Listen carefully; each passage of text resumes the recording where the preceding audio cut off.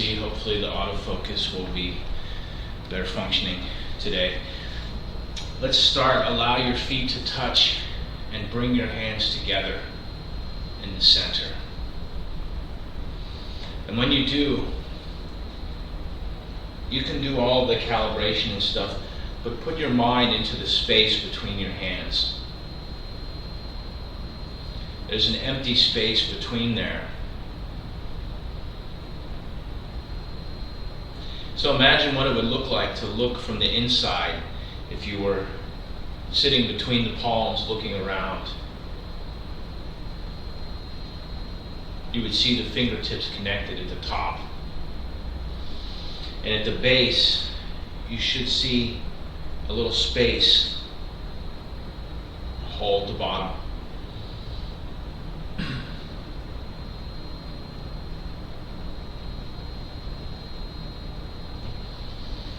Relax. Let's do some breathing. We'll start stretching. So expand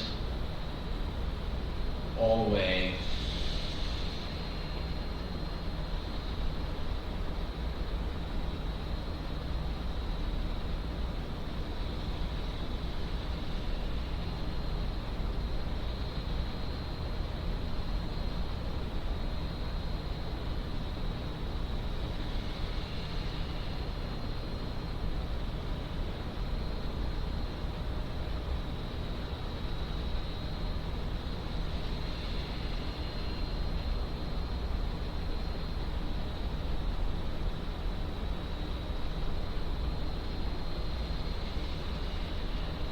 Go at your own pace, but feel like by activating your feet and by lifting the bottom and by breathing, using your mind, like lifting the inside.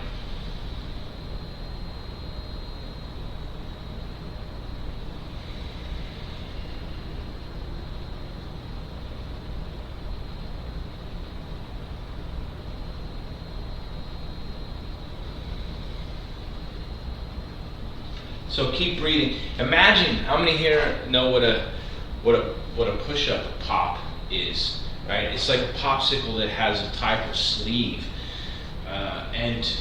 Whether you get the kind that are round and they have a cardboard sleeve and it's more of a sherbet, or you have something that's like they have like a long plastic rectangle where if you cut one end, you can kind of squeeze it that way. Imagine bringing the energy up the center like that, so that your outside is not changing, but on the inside, like a tube,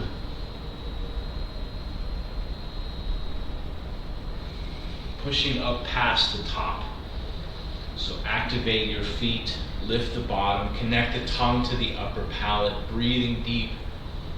Pull the energy up the center like a popsicle.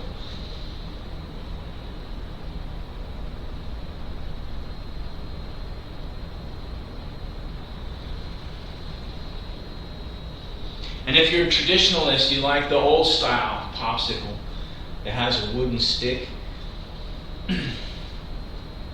Imagine the back, the spine, when we're breathing, being straight like the stick.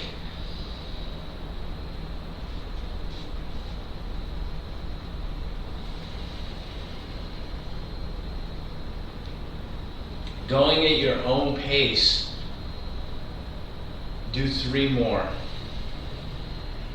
As if you're pulling the energy up from the ground into your body and past into the sky.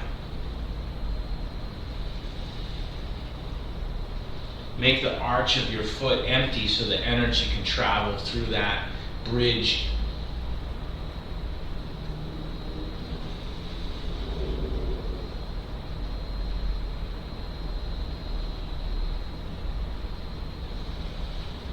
And then come back to the center, relax.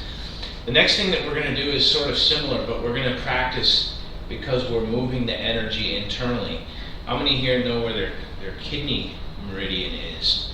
This is important for acupuncture, but it's also important for martial art. In Tai Chi, we use the kidney meridian for type of rooting with the Chi. So starting at the center of the ball of the foot right here, there's a point in Mandarin is called Yang Chuang, which is Yang, I can't pronounce it correctly, it means bubbling wells.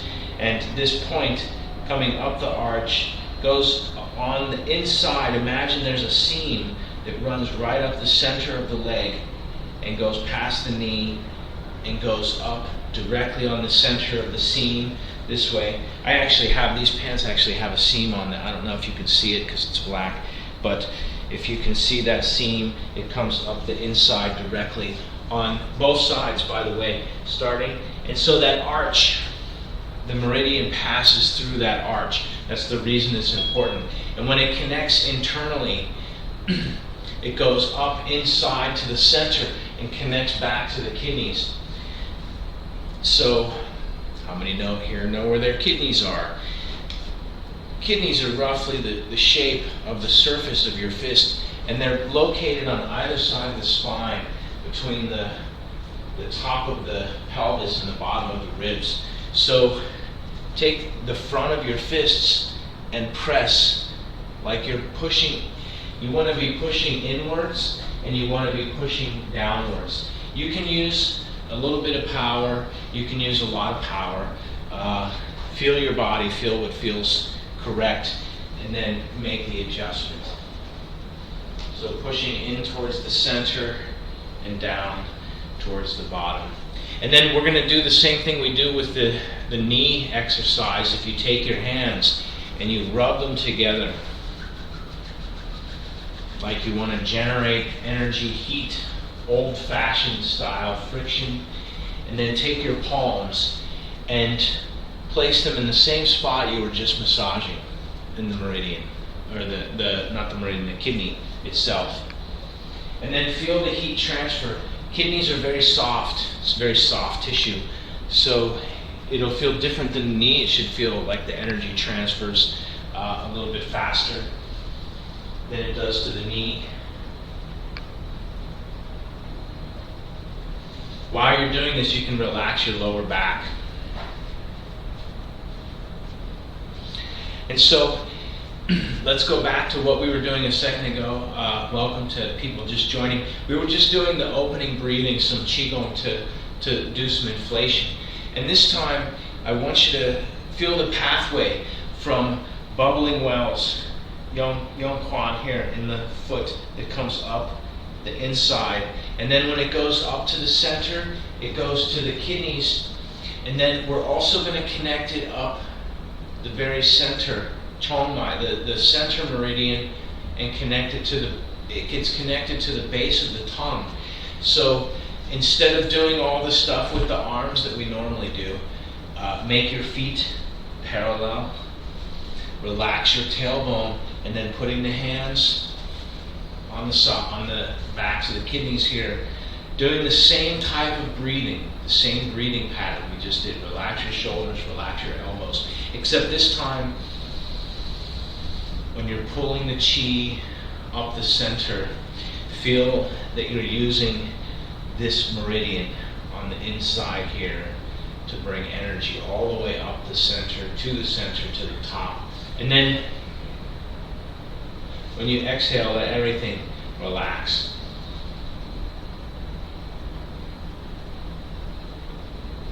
So keep the tongue connected to the upper palate.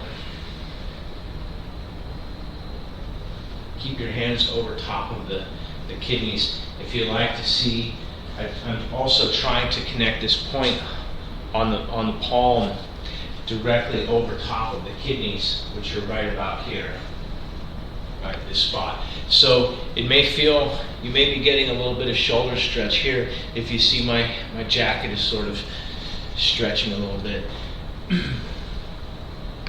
And then the same breathing on the inhale, like you're pulling energy up the center. And on the exhale, let everything relax.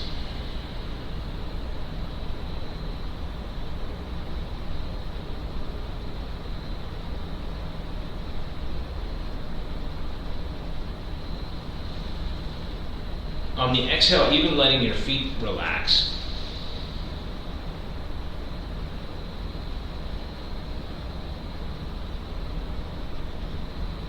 So imagine as the energy while you're breathing, as it comes up that center line, right? We bring it up to the center, and then when we exhale, it's expanding to all the parts.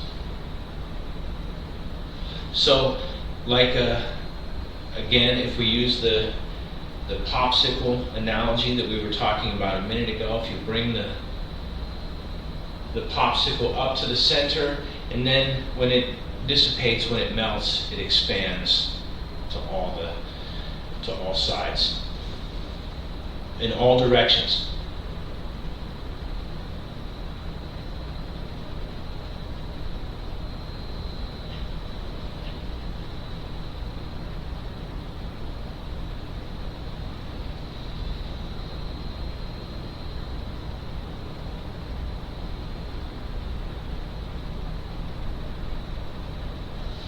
And then come back to the center, relax. We're going to do a little bit of stretching before we'll do some Tai Chi this evening. So let's recalibrate. Allow your feet to connect. Relax your shoulders, and then sinking your tailbone physically as if you're going to sit down. The knees already have a little bend in them, so we might as well relax the tailbone as well. Taking the lower back offline, is hanging vertically. The insides of the hips are folded. And then the same thing with the shoulders. If you shrug them up, pull them back, and then allow them to sit into the right place. There's actually an angle. They should go this way. And then from there, pull the back of the head top up. So extending the neck, relax your chin. Grip your feet, and then moving just a little bit on your center axis. Like a reed or a bamboo or a palm tree that has a stable root. You can feel the kidney meridian activated from the bottom of your foot. Breathing deep, shift back, bring the hands together in the center.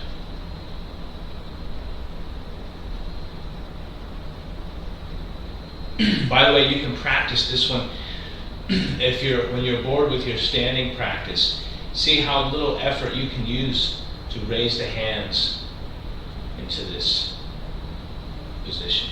So you can move the body just a bit, use the breathing, use the mind, use the chi, do whatever it takes to move the hands.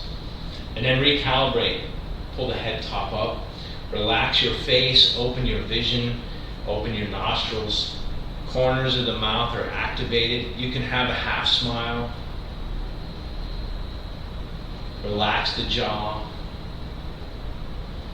Ears pulled back over the shoulders. Chin is tucked. By the way, when you're practicing it, the tongue is connected to the upper palate, and you have this sort of relaxed jaw, and the corners of the mouth are activated. You may develop saliva. If you do, when you swallow, imagine trying to keep the saliva to the front of the throat. It's weird, right? As if it's a tube, and you want to keep it on the front side. And one of the ways to do that is in some of the Taoist texts. It says you make a gulping sound, right? It's like a cartoon gulp, right?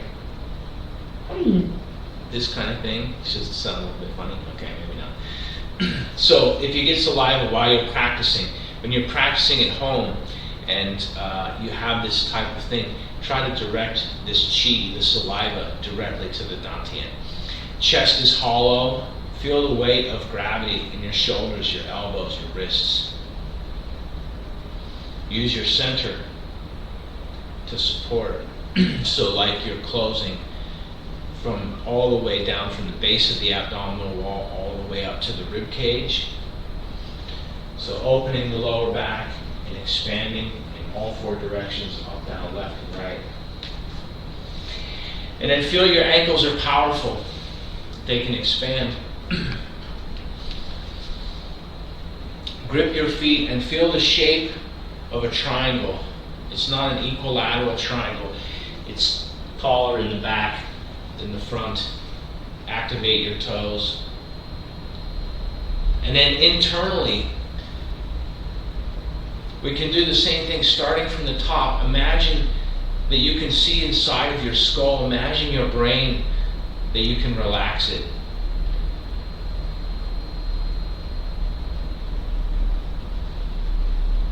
And then the same thing internally.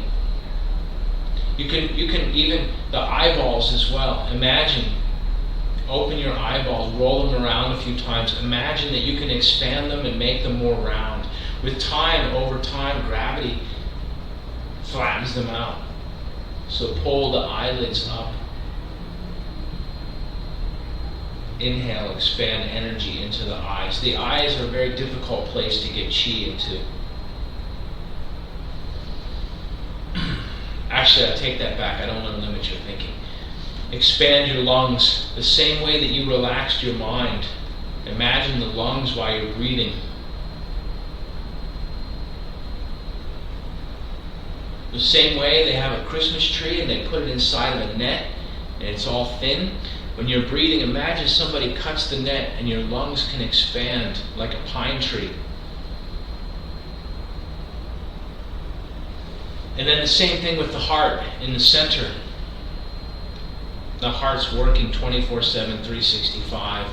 We forget about it, we don't give it any credit. But imagine the same thing, it's a muscle. The same way you have a muscle here, you can allow it to relax. So put your intention, put your mind onto your heart and allow it to relax.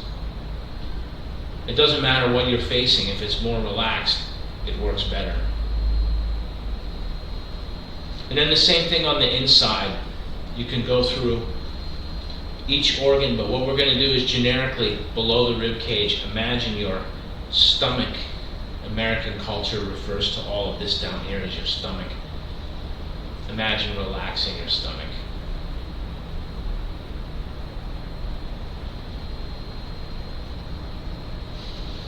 Take a deep breath. We're going to stretch a little bit, do some Tai Chi. So, reaching across. This one is for your upper back and neck. So I want you pushing up through the head top. Relax your shoulders. And then twisting at the same time. So since we're using the popsicle analogy, if we're talking about the push-up pop, not only on this one are we pushing up through the center, but we also want to have a twist. So make sure that the alignment is straight so that we're not pushing against the packaging. And then extend your arm, relax your back, and then change to the other side. You can time this with the breathing, and you can time this any way that you like. Stretch as much or as little. This is your workout. Pull the elbows away from each other. Breathe deep. We'll do one more on each side. So really pushing up through the center. And then while you're pushing up, if you really relax your tailbone, you'll feel the center line stretch.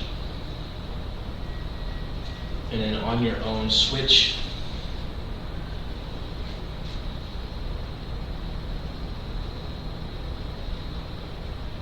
And then come back to the center, relax. Imagine you have your favorite drink and you have one on each shoulder.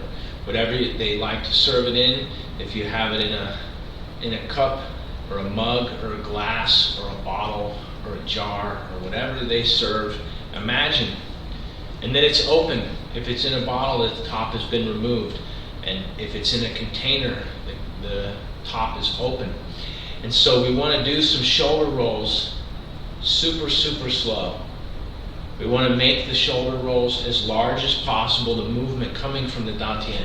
So it's very large, but you don't want to spill any of the liquid.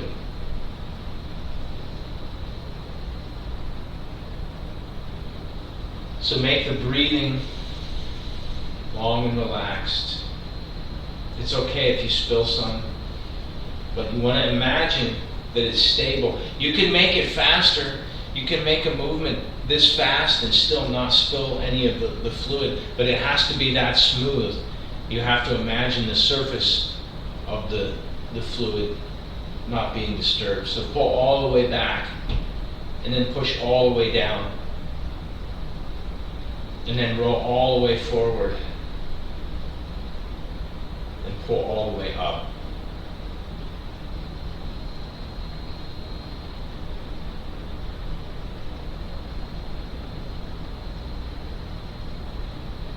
Check to see that you have a half smile as a minimum.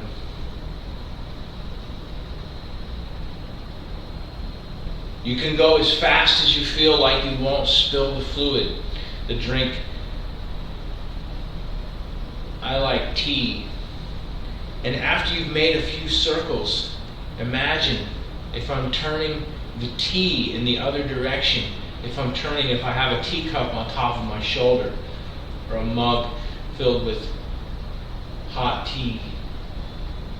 Just like carrying, if you had to carry it, but allow your arms to relax.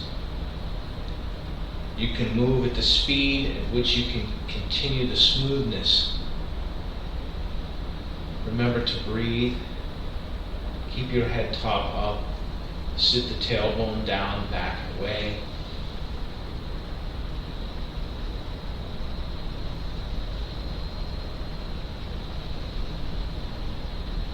Make one more full circle. You don't have to time it with your breath or anything. And come back to the middle. So for shoulders, I want to do two things. I want to teach two different exercises. For those of you that have shoulder injury, or you're working on healing shoulder injury, this type of thing, I want you to continue the same practice that we just did. For anyone else, for people that feel your shoulder is in good shape and you never have shoulder problems, never broke a bone, collarbone, something like this, we're going to do another exercise. For the rest of you doing the yin one, think of this as the counterbalance. So as slow and small, or as small as the movement. We want the circle to be large, and we want the movement to be simple. This other one for the shoulder is going to be the yang, right? So as if I'm, like I have front and back, and I'm going to turn my shoulder over the front to the back, and then over the back to the front, and over the front to the back. So like I'm drawing two circles, back, front, back, front, back, front, back. You see I'm pivoting my feet accordingly. Don't twist your knees. Keep your head top up. What you'll start to see is there's sort of a V shape. Try the other side. So if I'm just facing my camera, and now I have the other arm, if I'm turning a circle in the front, and then I'm turning a circle in the back, and then I connect it to front, back, front.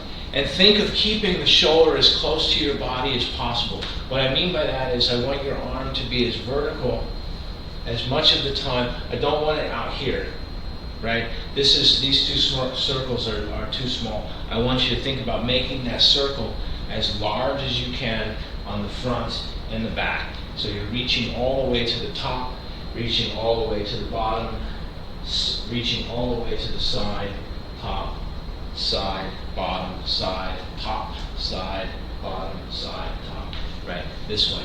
So breathing. And by the way, if you haven't figured it out already, relax your arm. So imagine the gap between the top of your arm and the torso.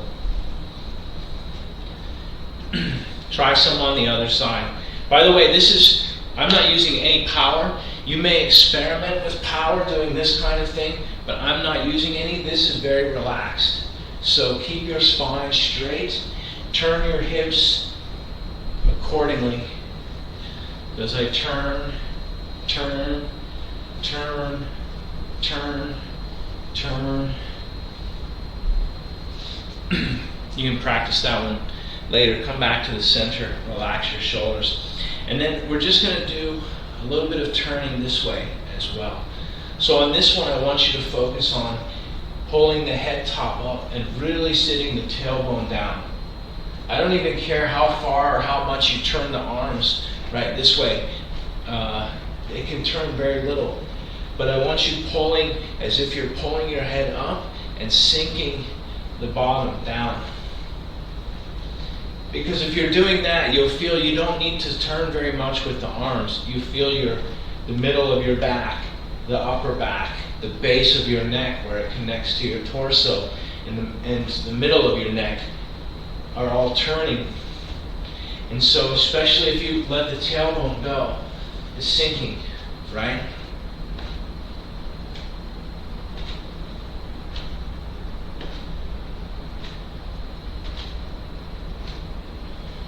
Activate your feet. And then come back to the center. We're going to push the tailbone back and away. Release your back, relax your back. Open your spine. You can shake your shoulders. Truly release your head and neck so that the crown chakra is pointing towards the ground.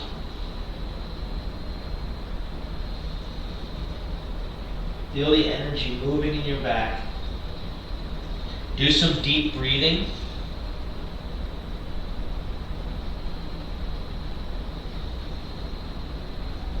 And then when you're ready, activate your feet. Put all the energy into your legs to balance, because we're going to extend and expand all the way up, breathing and change. I'll let you, if you like to do more of those, I'll let you do some of those on your own time. Let's do a few hip circles. So make the stance just a little bit wider and turning around the hips. Take your time, go slow, grip your feet, and where it feels tight, where it feels stiff, stretch through. It's your warm-up, so go at your own pace. Don't forget to breathe.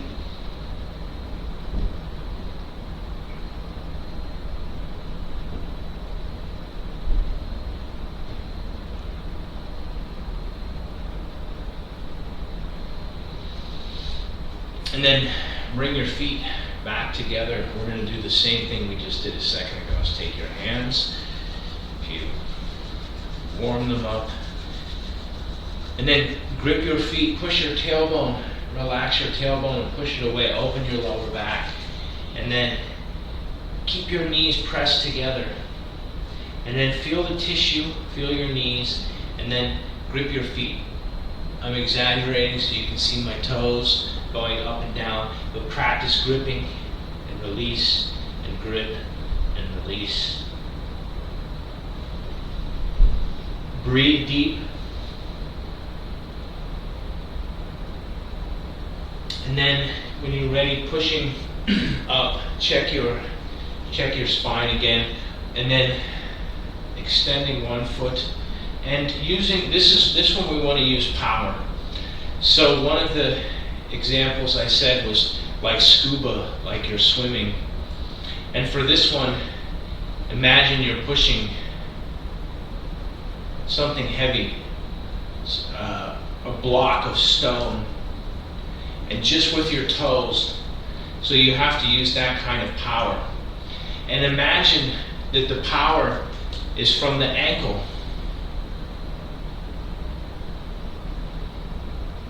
and push all the way to the toe, and then switch, change the other side. So grip, relax your tailbone, activate your balance. Remember the same breathing. And just like a lever, so the power is coming from the center of the ankle. You can even kind of let the leg relax using the foot like a lever with the fulcrum at the center of the ankle. You might think about this the same way when walking, right? When we reach this point where we walk, the foot has a spring. That moment. So take a deep breath and try this one. Grip your foot and then backwards this way. The same thing. Keep your balance and then pushing. Keep everything in alignment.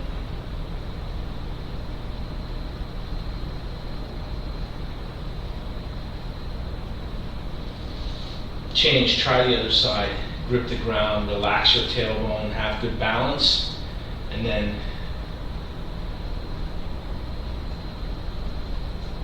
this is weird. Try to relax your tailbone while you're doing this one.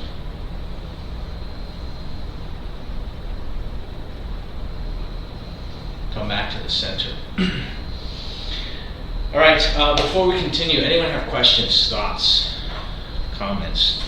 I think this is mostly an experience class, so let's work on something from the second section, third section, something that somebody has questions about, that they want to know more about. The Tai Chi form.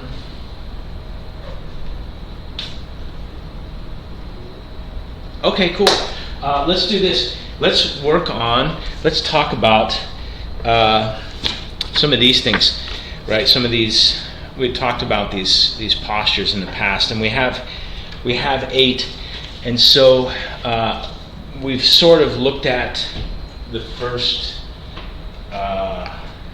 We look at the first 6. We definitely looked at the first 4: ward off, roll back, press, and push.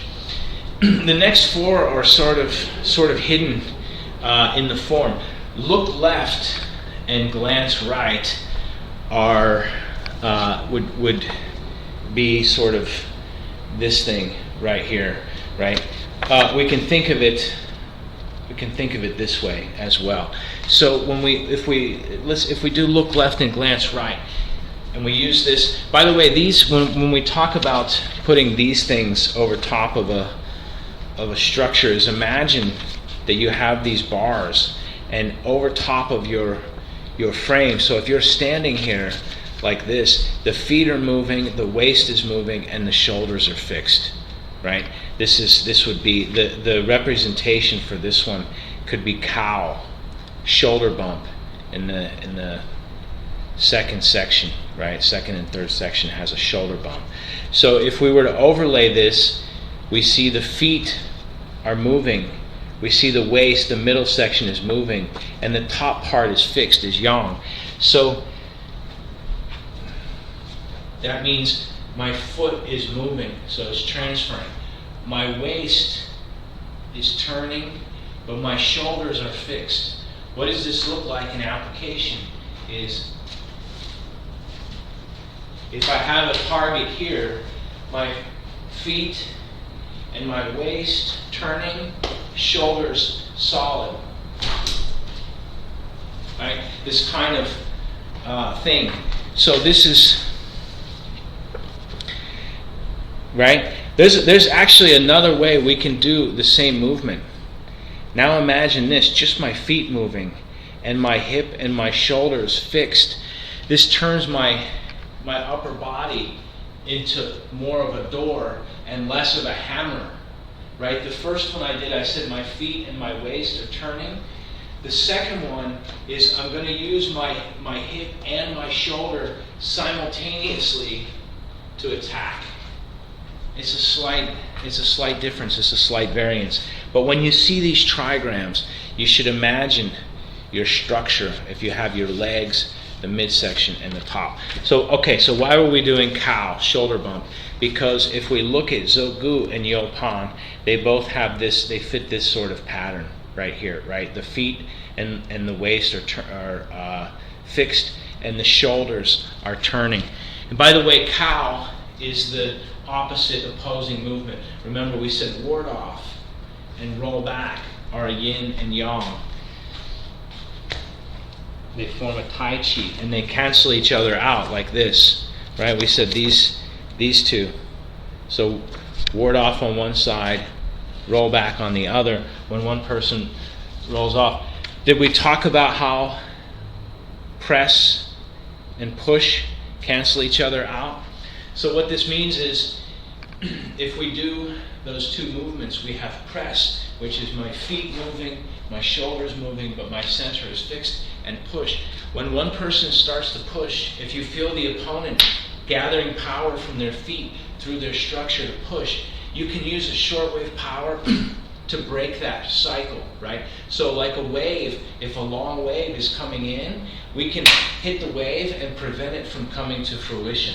We prevent the opponent from gathering their full push. And the same thing, if the opponent likes to strike, we want to counter with a long wave push, right, to prevent the short wave strike.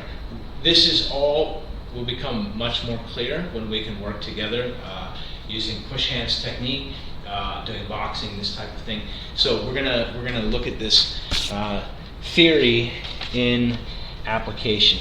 And so where were we here? We were looking at these two. Remember, we can kind of flip them around. So let's look at Zogu Yopan from this example here. If we go back to the exercise, how do we get here? We have press, push, and then we shift back. And after we shift back, my feet are fixed. I'm just turning my shoulders left and right. And remember, we said we can sort of adjust this a little bit, right? If we said it's like this would be my feet are fixed and my waist is fixed, but my shoulders are split. But what if we did something like this, where my feet are fixed and my waist and my shoulders are turning? It's a subtle difference. So here's one, just the shoulders turning. When you watch TC's video, you see my hips aren't moving, right? It's just this upper part. And the response to that is the first shoulder bump. If the person is attacking like a hammer, with this the hammer being the cross beam here at the shoulder this way, right? If they want to attack that way, then all I need to do is make space for the cross beam, right? Make space for the hammerhead. As it comes in, I just need to turn here or here, depending. Look left, glance right. That's what those movements mean, right? They're a connection. So as the opponent shoulder bumps to our center, right? My shoulder is attacking to the center line here, right? My counter to that is, as I'm here, as the power comes from my center, I shift back to make space. I catch the hammerhead, the shoulder, with one hand, and then turn, just turning this way. And all I need to do is turn enough so that the hammer's power continues. Instead of going to my center line, I'm simply redirecting just a bit. And by the way, this is a concept in Tai Chi. In the classics, it says we use 4 ounces of power to defeat 1,000 pounds worth of force coming in, worth of weight, right? So this is when the classics talk about using 4 ounces of power. This is one interpretation of it. As the power is coming, instead of trying to stand against it, we're going to get knocked over, right? And instead of trying something fancy to make a turn, like a trick shot to bounce it 90 degrees to the side, all we need to do is steer it just enough, right? You see here, my hand is in front of my face, and here it's just off to the side. That's all the difference we need, right? If somebody wants to punch me in the nose, all I have to get is from here to here. This is a very small movement. So when we do Soe Pipa, right, this one is just bringing just to the side, just to the side. We don't have to turn, make this big goofy movement, right? You can do that if you want. It doesn't have to be goofy. You can make it very stylish or flashy for the Kung Fu. Anyway, questions. We have look left and glance right are the answer to shoulder bump, right? These are the next two things. Don't worry, there's not a test on this, and we're going to review it. There's animations of it, there's pictures of it. This is all so that you have in the future some, and you say, I spent all this time doing Tai Chi, and what did I learn? Oh yeah, I learned there's a connection to the trigrams. And so with that, you can find the basic breakdown in any Tai Chi form. It should have these 8 postures. Also, as a note, while we're standing here, we should be doing something. You may find some schools not always teaching all 8 postures. And the reason is generally considered that there's some kind of striking that's considered hidden. And you can read about this in the Tai Chi classics, but not all schools teaching all different styles of this. In fact, there was a group that went to China about, 5 or 6 years ago, maybe longer than that now, like maybe 7 or 8 years ago. And they came back and they said, check out this master, look at his form. And I looked at it and I said, he's only showing 6. And they said, yeah, he showed us the trigrams, he's only teaching 6. I said, well, there's 8. They said, no, he didn't teach that. Well, this is only a partial teaching. Does that teacher know that? I don't know. But he didn't teach my friends that went to China and showed me what they learned. So anyway, you should have a full rounded system. If there's not any questions, let's do Tai Chi. Yeah, go ahead. Brian, at this point or maybe after, can you show us where all the waist turns are in Rufeng? Yes, I can. Let's actually review that before, because if we do all 3 sections, we'll go through Rufeng Subi twice. And by the way, there's, in the minimum, this is a Tai Chi idea, there's 1 waist turn per posture. So when we grasp the sparrow's tail, there's at least 1. Remember, we may connect some postures together and it may look like there's a couple. But Rufeng Subi is coming out of, we have a punch, right? We have Ban, is pressed to the corner. Lan is a parry. By the way, if you see other Tai Chi styles, they look like this. They have Ban, right? And then they have Lan, Shui. This parry, you can think of it like a block punch. Ours, we're doing something different. Ban. The Lan is like opening. Like your opponent has their weapon up in front of you. You want to open like a jack in the box, pop, and then from here is punch.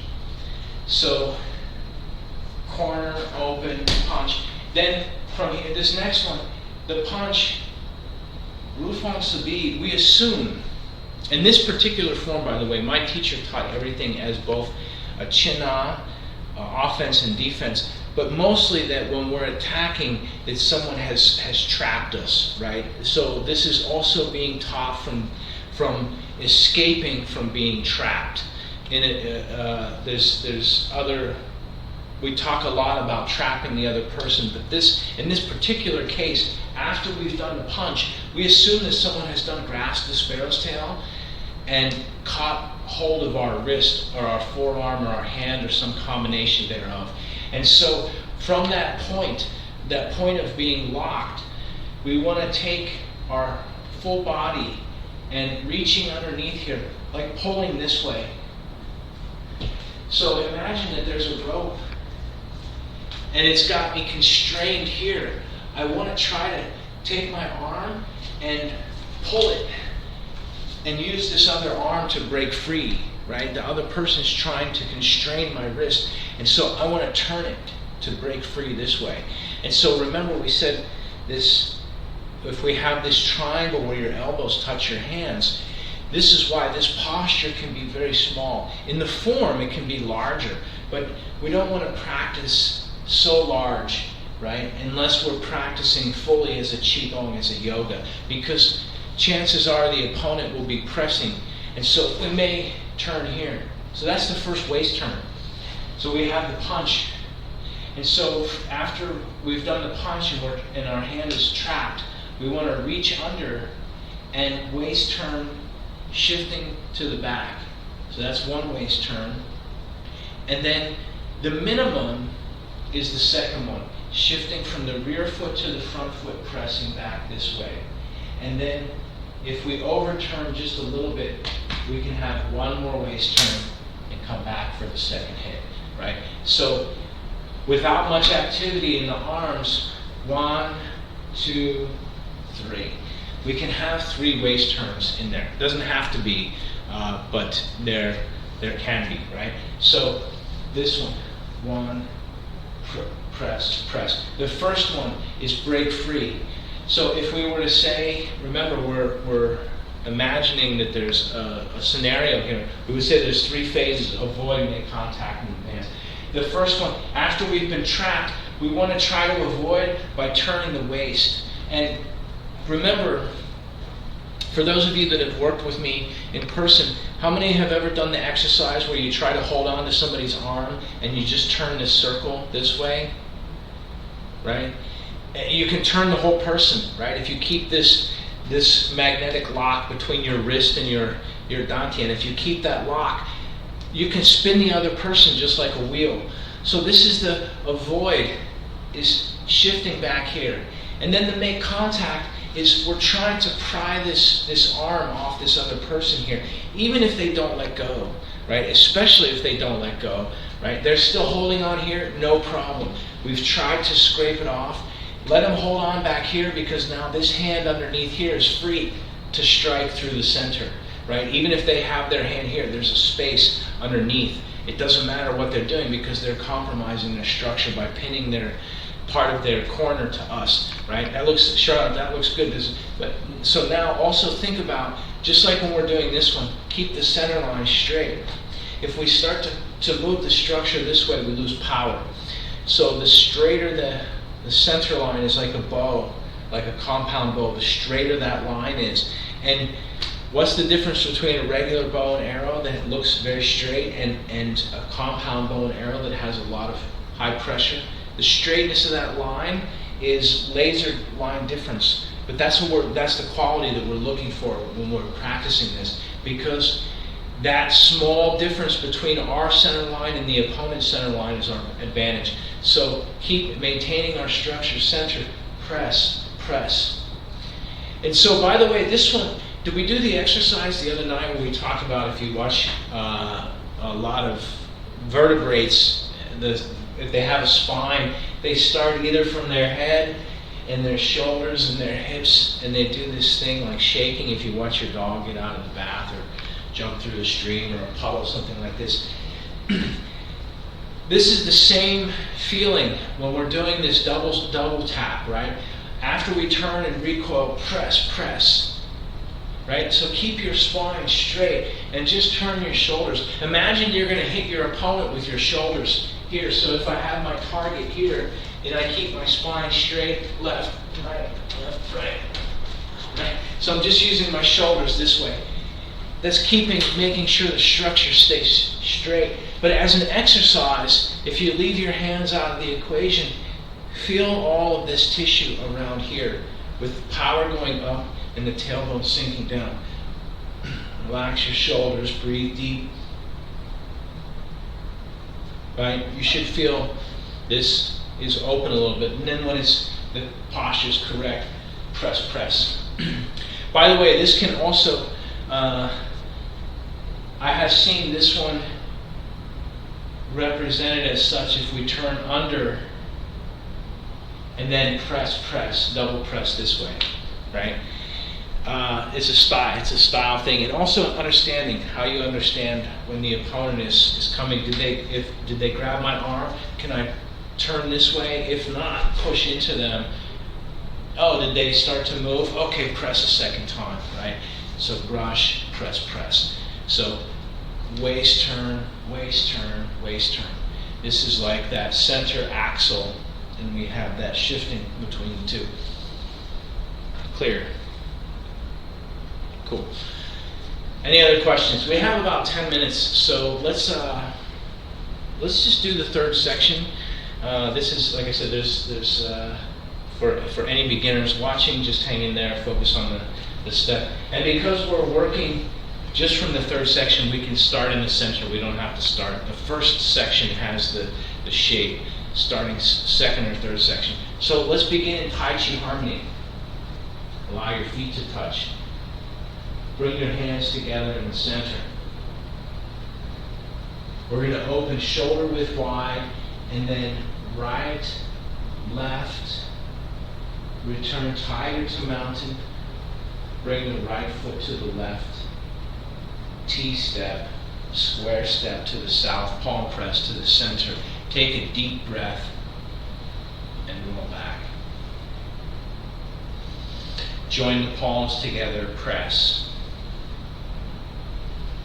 Relax your shoulders, double press. Look left, glance right, push twice, south, turn your square 90 degrees east, hook, side whip, I'm facing east, this is Yama Fazang, wild horse parts its mane, square step, expand, breathe deep, number 2, Yama Fazang, wild horse parts its mane, number 2, and then number 3, cover the right, expanding up through the center square step, breathe deep, roll back.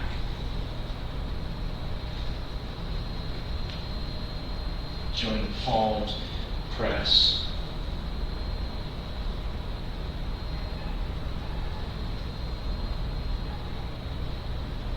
Look left, glance right. Schwang on, horizontal, split hands. Hook, side whip, I'm facing north. This is Yu Yan Chuan So. Jade Lady weaving at the loom, looking first, turning 270, corner number 2, looking, breathe deep,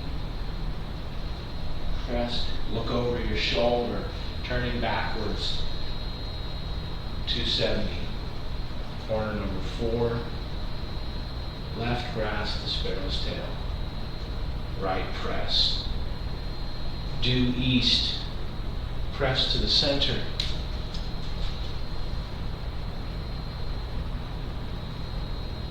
push,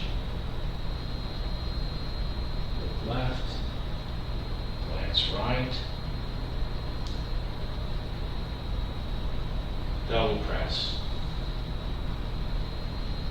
horizontal, split hands, hook. This is corner whip, turning 90, scoop. Snake creeps down, standing on the left leg, grip your foot, Jinji Duli, and then switching to the other side, grip the ground, standing. This is Jinji Duli. Right into repulse the monkey, step back. Press to the center, breathing deep, square step back. Press, breathe deep, avoid, make contact, advance, opening to the side. This is what we just said, shoulder bone. Sherfei. Left-handed, right-footed, Heidi Zhang. Keep your back and neck straight.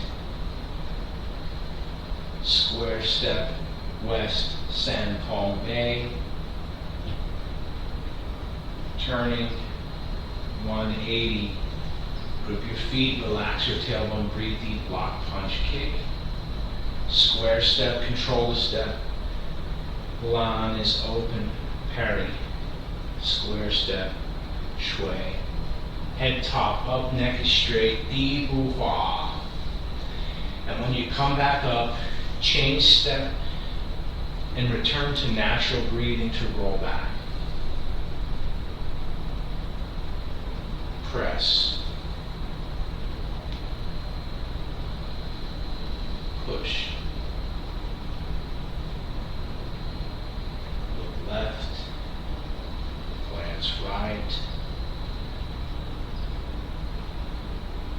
Double push.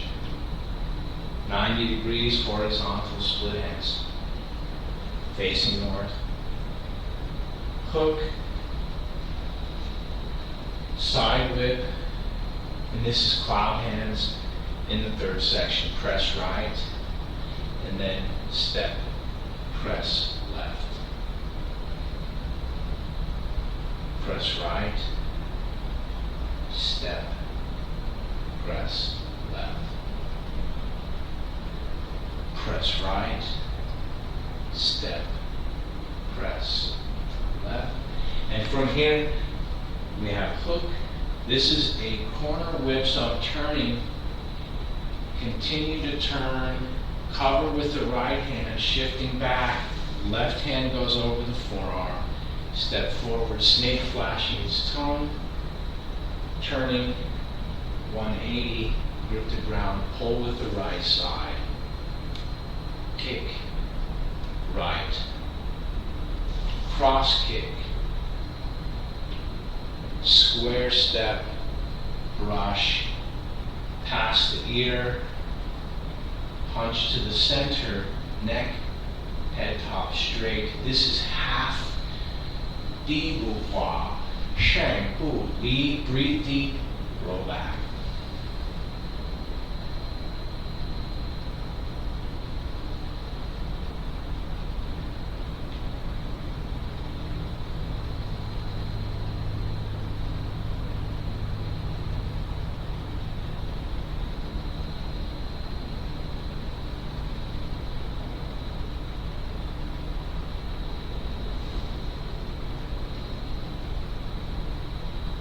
The owl shows hook, corner whip. Second snake creeps down, and this time when we return, stepping up to 7 stars. Turning 90 degrees to the front, this is Xuan Sen, Hua Hu. Turning 180 degrees to the back, this is Bai Lian. Open the bow to shoot an arrow. Turning west, block, punch, kick, square step, parry, punch, Ru Feng, Si, Bi. Breathing deep. This is embrace tiger, return to mountain. Grip your feet. Extend the power all the way up. Rolling and unrolling. Xi Zi Xiao Ben Shen Shui Ke Tai Chi. Bring everything back to the center.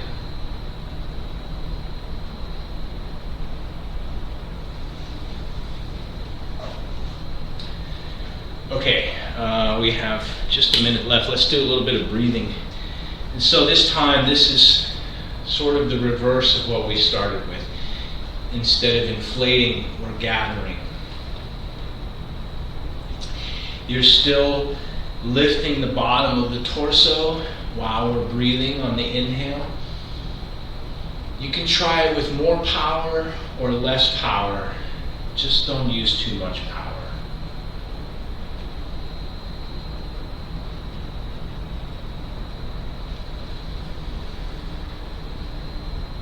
Go at your own pace. I'm not going to give you a number. You can say count to 8, count to 10, count to 13, count to 300. Count as many as you like. While we're breathing, try to do the Tai Chi ideas. Keep the neck expanded, relax the tailbone. Have the feet activated.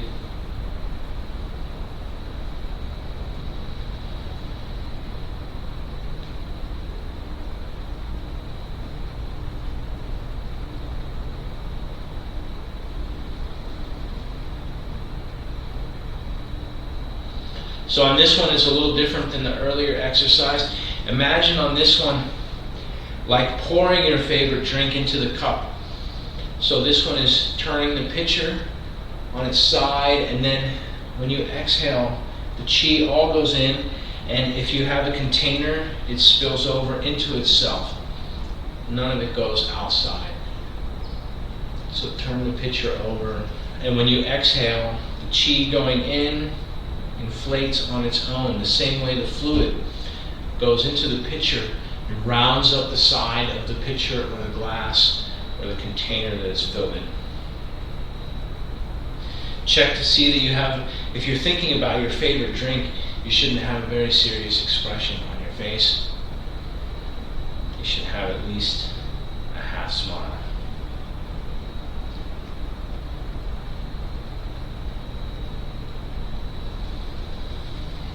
And then When you finish the next one, wherever you're at, take your time. Bring everything back together. Allow your feet to touch. Relax your shoulders. Push the back of your head up. Relax your tailbone. Take a deep breath. Bring your hands together in the center. And then turning your mind inwards towards the center. The same thing we did earlier. Imagine that you can allow all of your digestive tract to relax. And then smiling internally to yourself. Breathing deep.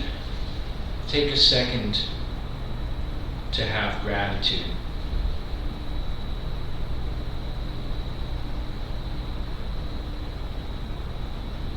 And then smiling to yourself, move your consciousness up to the center for your heart. We said earlier your heart's working 24/7, 365. Take a second to smile to your heart. We said earlier you can relax it. If there's still tension, imagine you can relax it even that much more. Take a second to have gratitude to your heart, for your heart, from your heart to your heart. And then breathing deep one more time, move your mind up all the way into the center. Earlier we said imagine you can expand your mind, you can relax your mind.